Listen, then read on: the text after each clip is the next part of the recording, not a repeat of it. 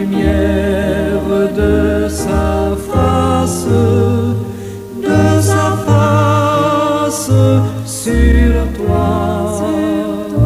sur toi, use de grâce envers toi et te donne la paix, et te donne la paix.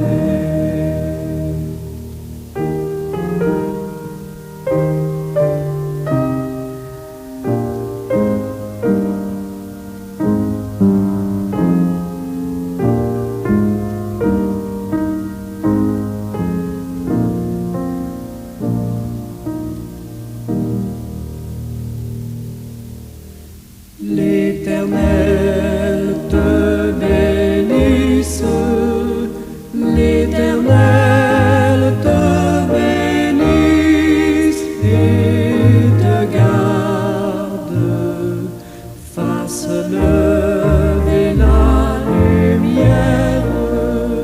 la lumière de sa face sur toi,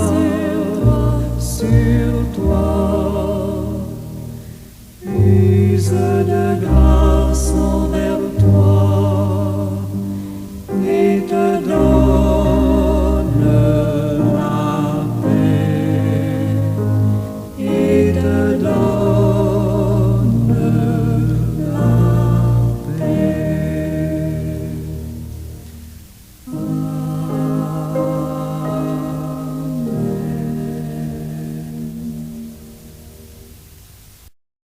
Mes frères et sœurs et amis de partout, bon matin, bonjour, dans la paix et la grâce du Seigneur notre Dieu. J'entends ce matin explorer la doctrine de la justification telle qu'elle est présentée dans les Écritures bibliques. Pour cela, j'examine les concepts les plus percutants, les passages pertinents et les différentes perspectives théologiques sur la manière dont les humains sont déclarés justes devant Dieu. J'envisage donc de fournir une compréhension claire et concise de cette doctrine centrale de la foi chrétienne. La doctrine de la justification est un pilier central de la théologie chrétienne, en particulier dans les traditions protestantes. Elle traite de la manière dont les êtres humains, intrinsèquement pécheurs et imparfaits, peuvent être déclarés justes aux yeux d'un Dieu saint et parfait. La réponse à cette question a des implications profondes pour la compréhension du salut, pour la compréhension de la grâce, pour la compréhension de la foi et pour la compréhension des œuvres dans la vie chrétienne.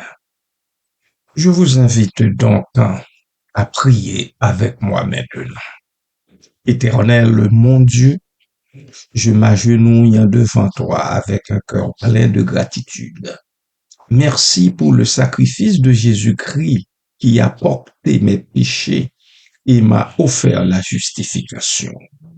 Par sa grâce, je suis réconcilié avec toi et je peux vivre libre de la condamnation et du chagrin. Merci pour l'amour incommensurable que tu as démontré en envoyant ton Fils. Je te loue pour le don de la foi qui m'ouvre les yeux et me permet de connaître la plénitude de ta présence. Aide-moi, ô Dieu, à marcher chaque jour dans cette lumière, à refléter l'amour de Christ autour de moi et à partager la bonne nouvelle avec ceux et celles qui en ont besoin. Je te rends grâce pour ta bonté infinie et ta miséricorde renouvelée chaque matin. Merci Seigneur. Béni soit ton saint nom à jamais. Amen.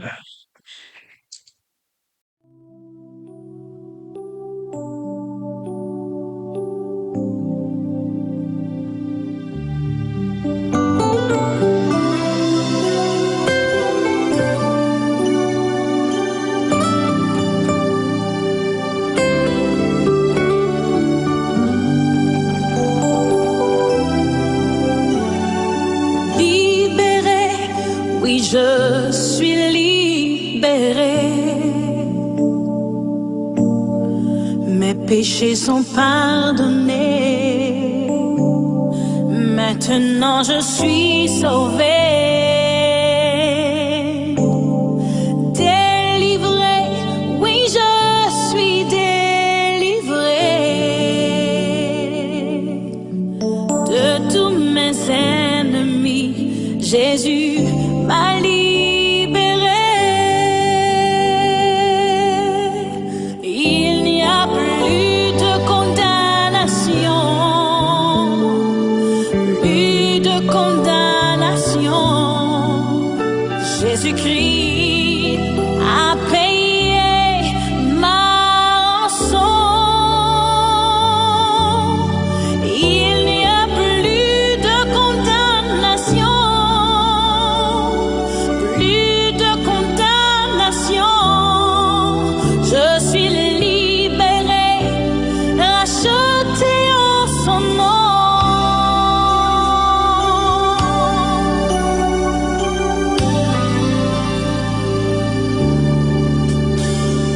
Justifié, oui, je suis justifié. Ma culpabilité, Jésus l'a enlevé. Sanctifié, oui, je suis sanctifié par le sang de l'agneau qui m'a régénéré. Il n'y a plus de condamnation, plus de condamnation. Jésus-Christ a payé ma rançon. Il n'y a plus de condamnation, plus de condamnation. Je suis libéré, racheté en son nom.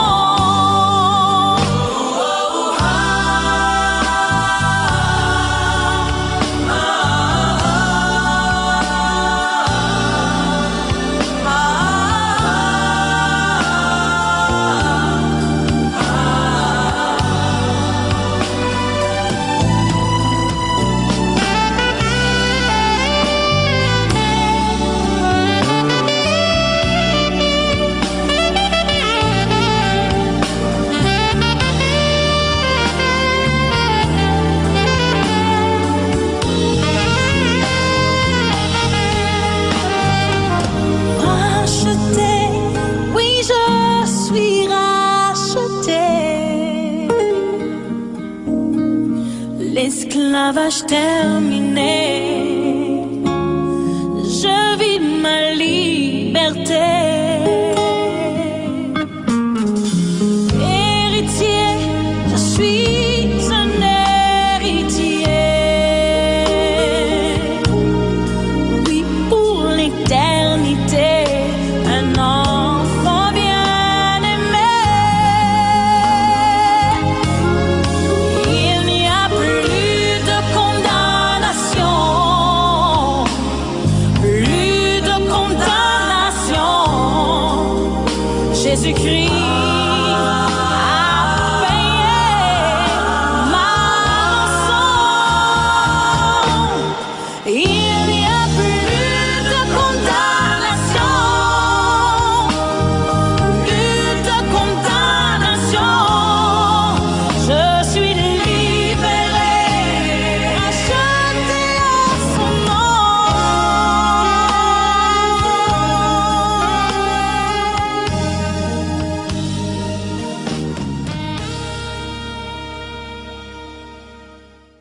Définition de la justification. La justification, dans un contexte théologique, est l'acte juridique de Dieu par lequel il déclare une personne juste, non pas sur la base de ses propres mérites ou œuvres, mais sur la base de la justice de Christ qui lui est imputée. Il ne s'agit pas d'un processus de devenir juste, mais d'une déclaration immédiate et complète de justice. Plusieurs passages bibliques en sont essentiels pour comprendre la doctrine de la justification. Nous avons Genèse 15, 6.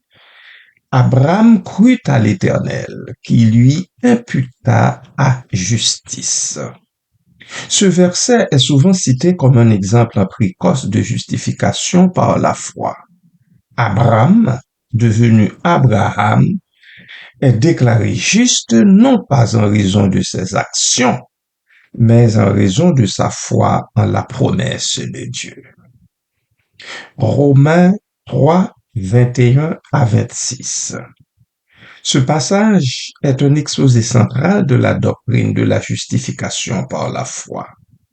L'apôtre Paul explique que tous ont péché et sont privés de la gloire de Dieu, mais qu'ils sont justifiés gratuitement par sa grâce, par le moyen de la rédemption qui est en Jésus-Christ. Romains chapitre 4. Paul utilise l'exemple d'Abraham pour démontrer que la justification a toujours été par la foi et non par les œuvres de la loi. Il souligne que la foi d'Abraham lui a été imputée à justice avant même qu'il ne soit circoncis. Romains chapitre 5 verset 1. Étant donc justifiés par la foi, nous avons la paix avec Dieu par notre Seigneur Jésus-Christ. Ce verset met en évidence les conséquences de la justification, la paix avec Dieu. Galates 2, 16. Sachant que ce n'est pas par les œuvres de la loi l'homme est justifié, mais par la foi en Jésus-Christ. Nous aussi, nous avons cru en Jésus-Christ afin d'être justifiés par la foi en Christ et non par les œuvres de la loi. Parce que nulle chair ne sera justifiée par les œuvres de la loi. Paul insiste sur le fait que la justification ne peut être obtenue par l'obéissance à la loi, mais uniquement par la foi en Christ. Philippiens chapitre 3, verset 9. Paul parle de son désir d'être trouvé en Christ, non avec ma justice, dit-il, celle qui vient de la loi, mais avec celle qui s'obtient par la foi en Christ, la justice qui vient de Dieu par la foi. Amen.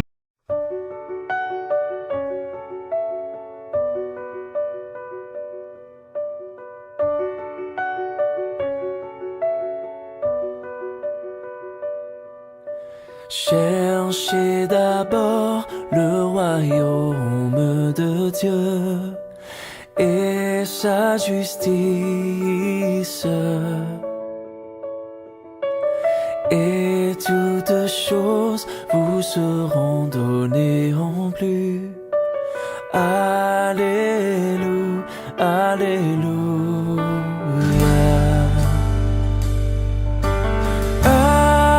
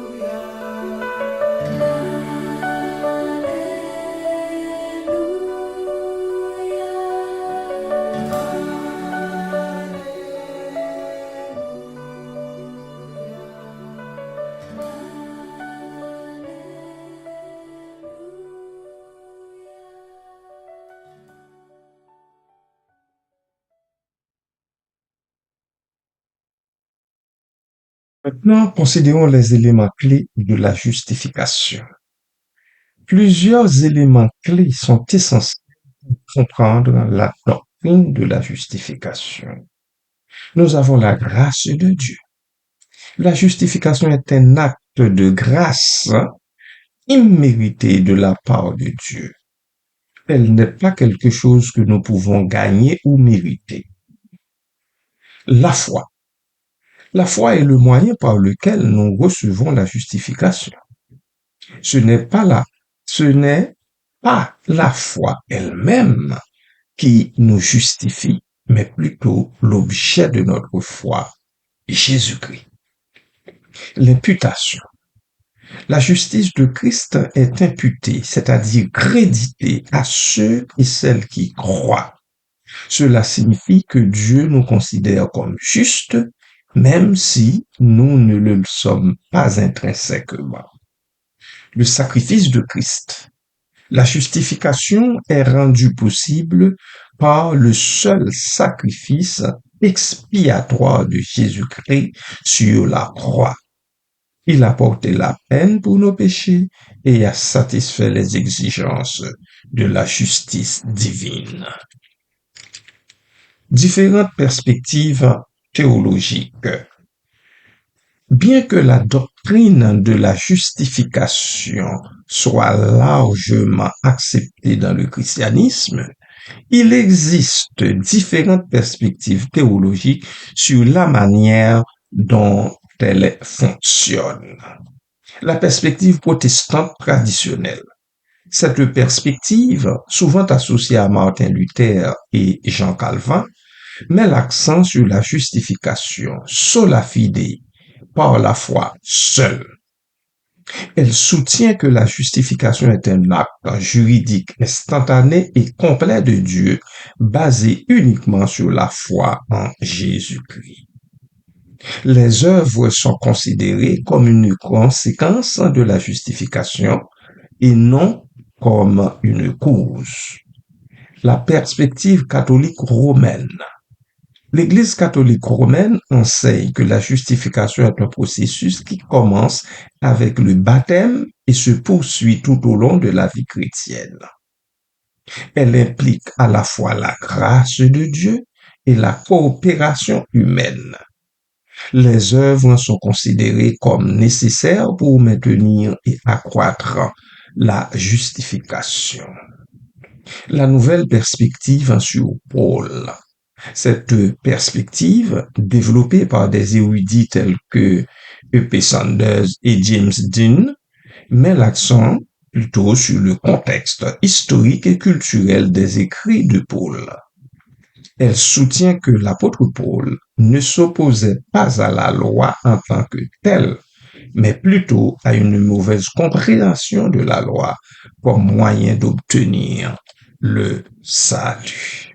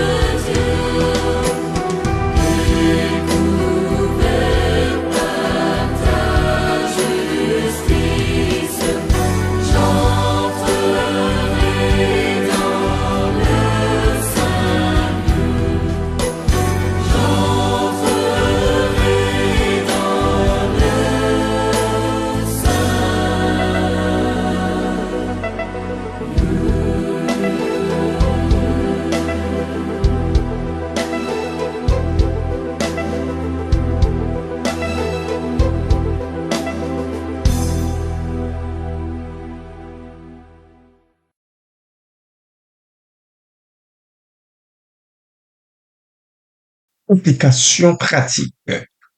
La doctrine de la justification a des implications pratiques importantes pour la vie chrétienne.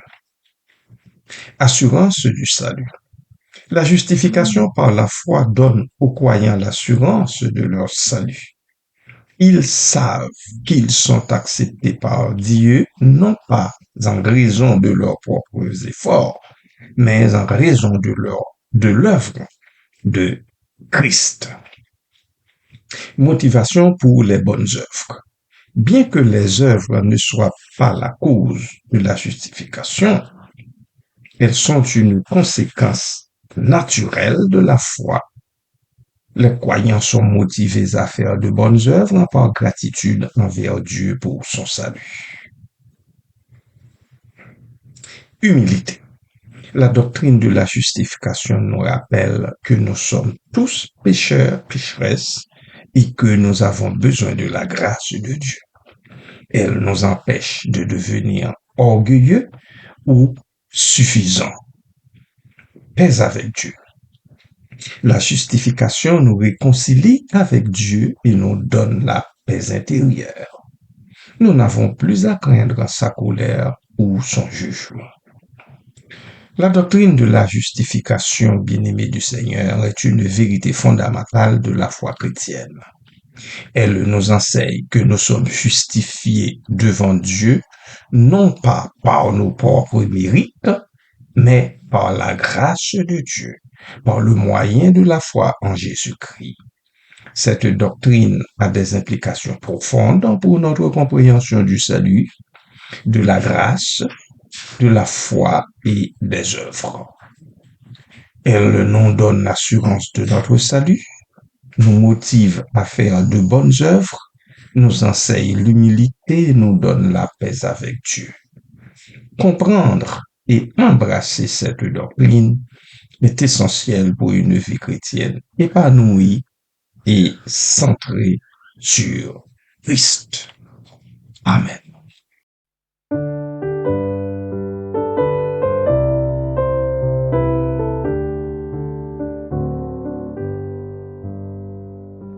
Jésus-Christ est ma sagesse, il éclaire mon chemin, et je marche en ma faiblesse, conduit par sa sûre main. Il éclaire mon chemin, il éclaire mon chemin, et je marche en ma faiblesse, conduit par sa sûre main.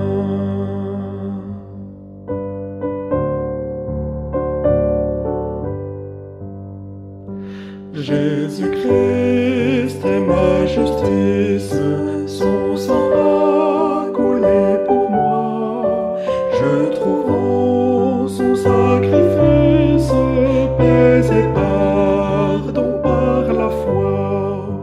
Son sang a coulé pour moi, son sang a coulé pour moi. Je trouve en son sacrifice paix et pardon par la foi.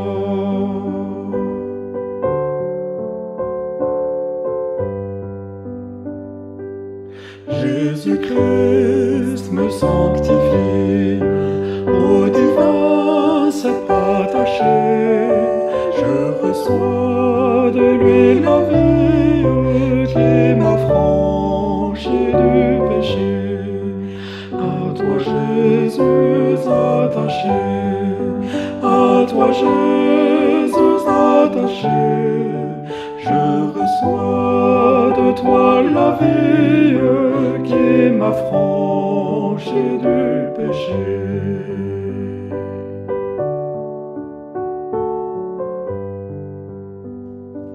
Jésus en payant ma dette, un grand prix m'a racheté, et déjà ma place est prête vers lui pour l'éternité. Jésus, tu m'as racheté, Jésus, tu déjà ma place est prête vers toi pour l'éternité.